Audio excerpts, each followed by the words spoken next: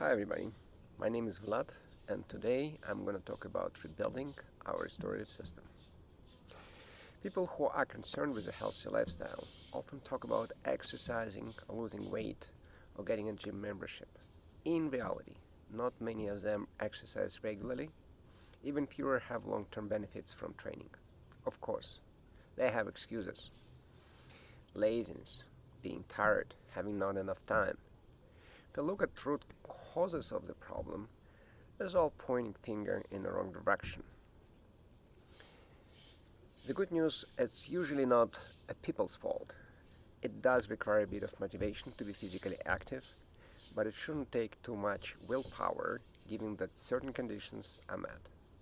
So what are those conditions? Let's for a second recall our childhood. You may remember yourself running without stopping, but not because it was prescribed by a doctor. You just couldn't help it. It seems like you were having all that energy to run, jump, and have a lot of fun. What happened since then? How did you lose all this energy? It is true that moving into childhood prepares us for the challenges of adult life, but we don't need to lose all that buoyancy. In fact, an energy boost is a precondition for our daily activities. Vice versa, without feeling energized and restored, physical activity can even hurt rather than help. This all may sound like commonplace, but very few people do realize this. If our restorative system is compromised, we can't even start exercising. So how do we rebuild our restorative system? It's actually not that hard. There are a few key factors that have a direct impact on your body restoration. First, quality of your rest and sleep. Deep, motionless rest is what you want. Second, physical activity and being awake. Readily taking on challenges of the day will pay off at night and will help you to rest better.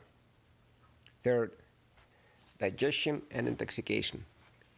Can't stress this more since all that bloating, sugar, and toxins will keep you awake without you even being aware of what's going on. And finally, fourth, level of your daily stress. We all know how important it is, yet all our culture seems to be saturated with anxiety. Also, reducing screen time and dimming your lights can be a big part of winding down and getting ready for sleep. These factors, of course, are interconnected. If you don't sleep enough, your hormonal balance is going to be off charts, you're going to have food craving, low energy, you may get stress at work, which in turn affect your sleep. So unless you have a critical mass of these factors under control, all your physical exercises can be just an exercise in futility. You will be locked in some kind of vicious circle. Well, now a funny thing. I personally think that having all these things working and under control is a big project on its own. But this often goes underappreciated. People may say something like, and don't forget to sleep well, or make sure you rest enough. Well, in modern day and age, this may be not that simple. Rest become very superficial while agitation is paramount. Too much TV, work stress, bad food, lack of motion. These are all killers of your deep rejuvenation. At the same time, lots of coffee, sugary food, and a comfortable lifestyle cover up the chronic lack of energy you have when the rest is only superficial. So, here are a few steps for how to keep your rejuvenation properly working and in balance. Start with an assessment. After you good, at least in terms of time, rest, go and do a little warm-up, some running or stretching. In 5-10 minutes, if you don't feel some extra energy, and you don't feel a strong desire to exercise more, it's likely that your restorative system is compromised. Staying awake. Try to maximally stay awake during the day, but not through drinking coffee or rushing things. Please know that sensory deprivation and boxing yourself into some narrow task is not being awake. Look around, breathe, try to notice new things, have new experiences. For stress, try to work in a well-organized environment and never ever blame yourself for any failures.